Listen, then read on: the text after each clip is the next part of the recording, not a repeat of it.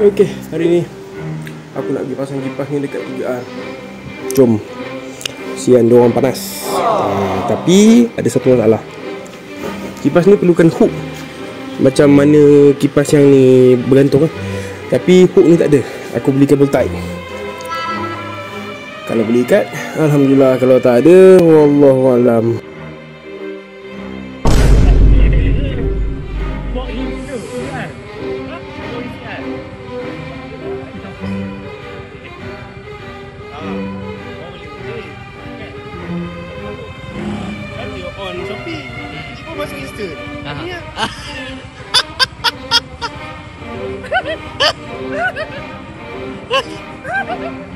Tadi aku salah mamak. Aku pergi Sadam, rupa-rupanya kari Kapla Salim. Aku tak dalam grup, dia orang suruh datang sini pula. Datang pada dulu lah. Dia sebabkan jangan terlalu dekat. Tak, dia white. Oh, dia white. Hidung panjang, nampak lagi lanjut. Diam. Dia macam ni. Disebabkan beberapa hari ni tak jumpa Abah. So rindulah pada Badra. Bila Badra dah masuk je, kami ajaklah sekali. Dia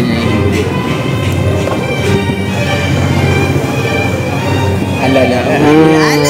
Nampak aku. Okey, jom kita operate. Betul lah.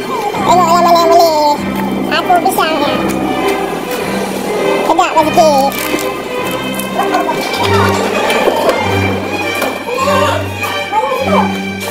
Aku bayar di atas tu je.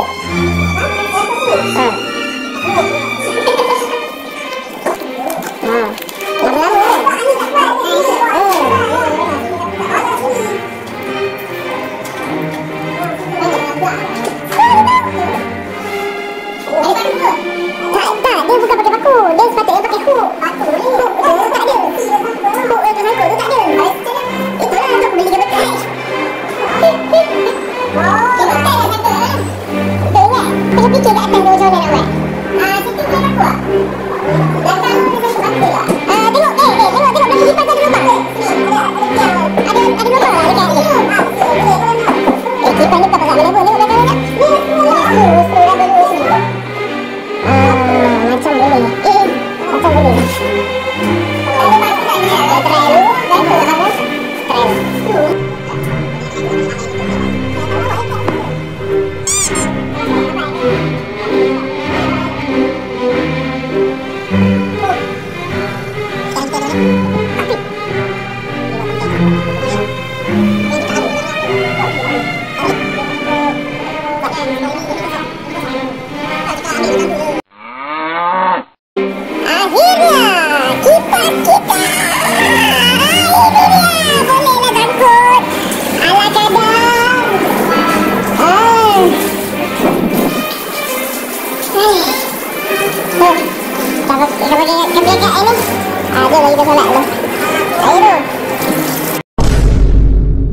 Sekarang 3R special tin dari kipas ni kira aku infak lah daripada rumah aku.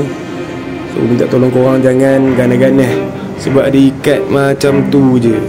Pakai kabel tight Lepas tu ada penahan satu skru kat bawah ni. Mungkin nanti akan diperbaiki lebih baik.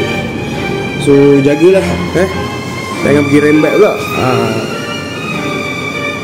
Rembat memang aku takkan maaf kalau dunia dan akhirat lah. Sian dekat rider-rider lain yang mana nak solat kat sini, nak tidur ke apa kan. Dah selesa lah. Untuk keselesaan korang juga. So minta tolong jaga Nak on dia senang je. Dah on switch kat sana tu, tekan ni on off. Ni on off. Okay, tekan 3 kali. 1, 2, 3. Tu dah high speed dah. Ni paling laju. Ni swing. Tak nak swing, tekan swing. Dia stay je. Nak swing, tekan balik button. Jangan ganas-ganas. Pelan-pelan je. Baik. Selamat beramal.